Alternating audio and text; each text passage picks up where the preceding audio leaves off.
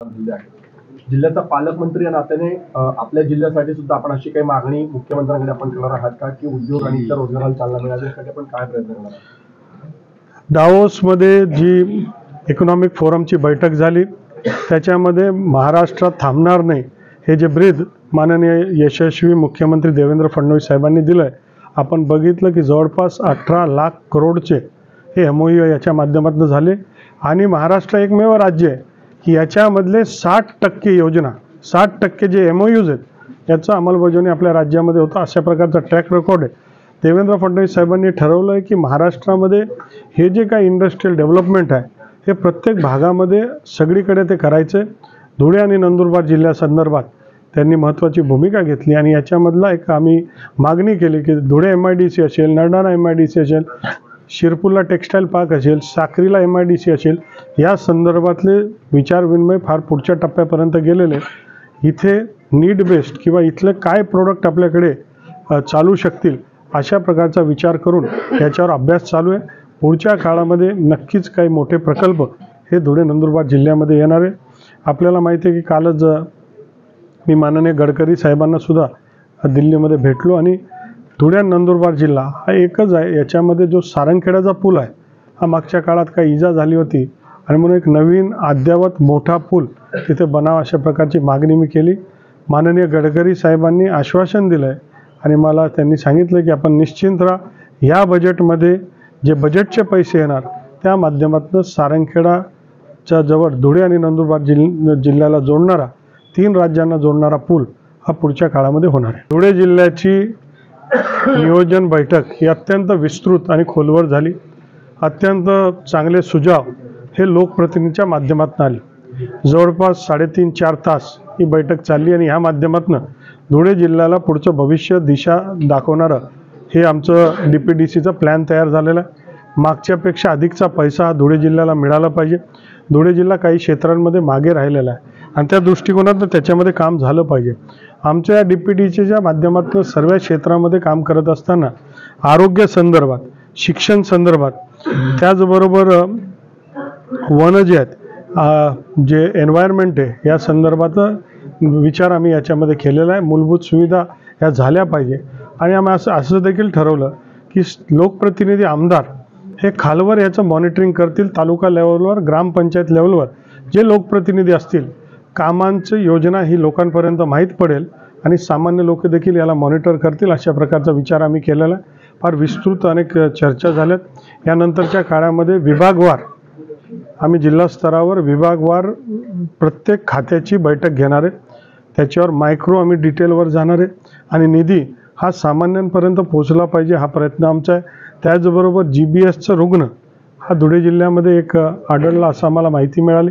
त्या संदर्भात GBS संदर्भात काही घाबरण्याचं कारण नाही। जुना तो काही फार नव्याने काय आलेला आजार नाही, परंतु दक्षता आपण घेतली पाहिजे आणि त्या दृष्टिकोनातून या बैठकीमध्ये विस्तृत चर्चा होऊन त्याचा एक ॲक्शन प्लॅन आम्ही तयार केला। त्याच्या संदर्भातली एक टास्क फोर्स आम्ही नेमलेली आहे आणि त्या माध्यमातून GBS संदर्भात सुद्धा आम्ही प्रयत्न केला आहे। धुळे शहराला 1 दिवसाआड पाणी देण्याचा मोठा संकल्प आम्ही केला होता, तर रोज पाणी देता येईल का अशा प्रकारचा विचार चालू आहे। पाण्याच्या संदर्भातलं पुढच्या काळामध्ये म्हणजे पाऊस आपल्याकडे पडलेला आहे, परंतु पुढच्या काळात कुठेही अडचण येऊ नये या संदर्भात पाण्याचं नियोजनसुद्धा आपल्या धरणामध्ये असलेले साठा, नदीमध्ये असलेलं पाणी याचं नियोजन करण्याचं काम या वर्षासाठी आम्ही केलं आहे आणि त्याच्यामध्ये यथायोग्य बदलसुद्धा होईल। त्याचबरोबर आपल्या माध्यमातून मी सांगू इच्छितो की सोयाबीनची खरेदी महाराष्ट्रामध्ये जी चाललेली आहे ती 31 तारखेला 5 वाजेपर्यंत बंद होणार अशी चर्चा जी होती किंवा मुदत त्याला होती ती काल मी स्वतः दिल्लीला जाऊन माननीय शिवराज चव्हाण साहेबांनी 7 दिवसांनी ही मुदत वाढवून दिलेली आहे। परंतु आता सोयाबीनची मुदत पुढच्या काळात 7 दिवसानंतर वाढणं मात्र मुश्किल आहे असंही मला त्यांच्या कार्यालयाच्या माध्यमातून सूचना दिल्या।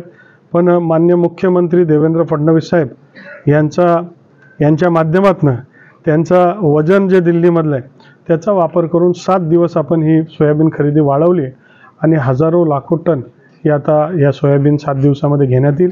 जिथे मूलतः सोयाबीन पिकतं तिथल्या केंद्रांना प्राधान्य देण्याचं आम्ही ठरवलं आहे। याच्यानंतरच्या काळामध्ये तूर खरेदी आहे, चना खरेदी, कांदा आहे, अनेक विषय त्याच्यामध्ये येणार आहेत आणि म्हणून गोडाऊन हे फुल आहेत आणि पुढच्या काळामध्ये जागा ठेवायला नाही तूरसाठी.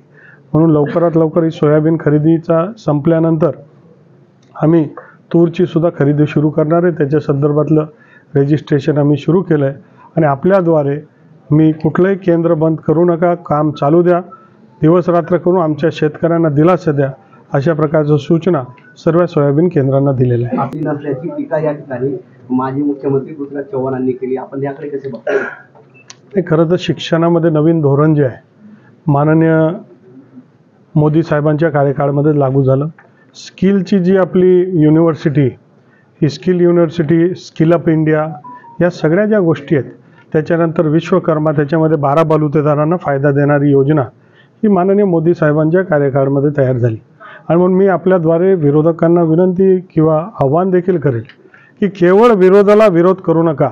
या देशामध्ये स्थिर सरकार केंद्रामध्ये, स्थिर सरकार राज्यामध्ये आणि पुढच्या 5 वर्षामध्ये देशाला 3ऱ्या क्रमांकाची अर्थव्यवस्था आपल्याला निर्माण करायची.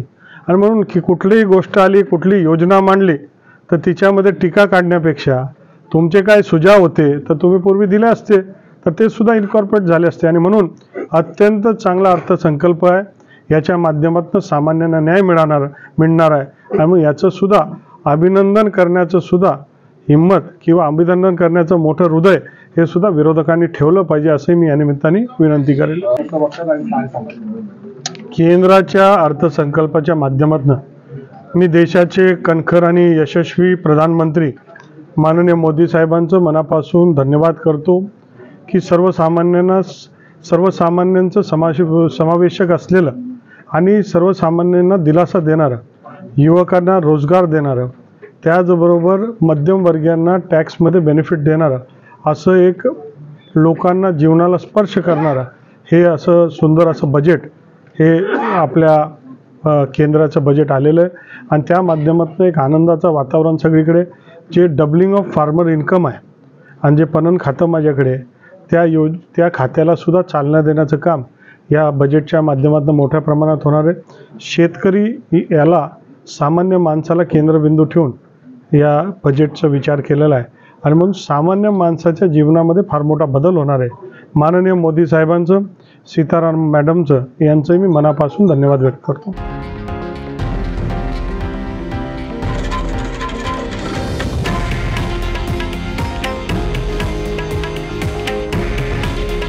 हे आहे देशातील नंबर 1 न्यूज नेटवर्क आणि आपण पाहत आहात TV9 मराठी. काळजी तुमची, हित महाराष्ट्राचं.